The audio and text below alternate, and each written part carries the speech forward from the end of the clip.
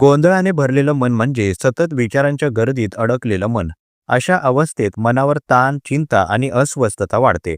मानसशास्त्रानुसार जेव्हा मनात एकाच वेळी अनेक विचार, आठवणी किंवा काळजी दाटून येतात, तेव्हा मेंदूला स्पष्ट निर्णय घेणं कठीण जातं. त्यामुळे एकाग्रता कमी होते, चिडचिड वाढते आणि मानसिक थकवा जाणवतो. मन शांत ठेवण्यासाठी विचारांना जागा देणं आवश्यक असतं.